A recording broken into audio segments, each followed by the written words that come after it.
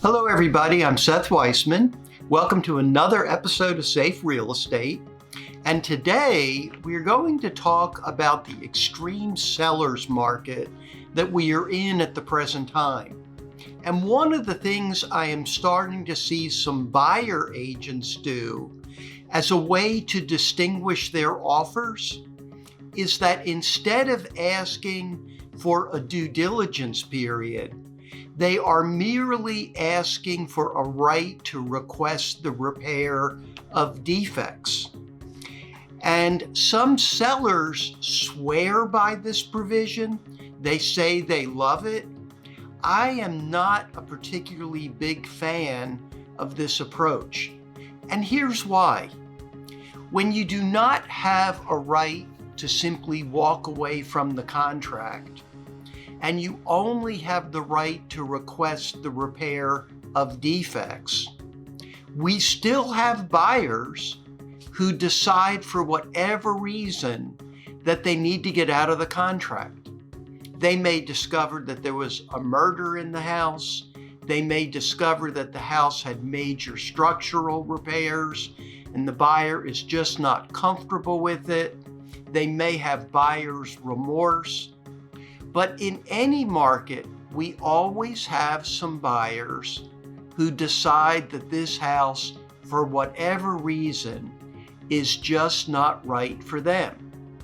And if what you say to those buyers is you do not have a right to terminate unless you raise defects that the seller is unwilling to repair, which is how the right to request repair of defects form works, think for a minute about how does the buyer then get out of the contract?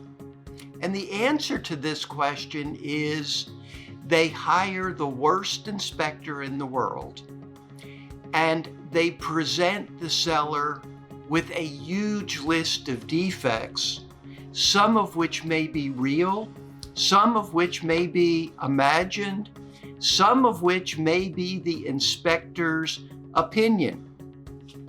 And now you are off to the races with the seller, really regarding a couple of things.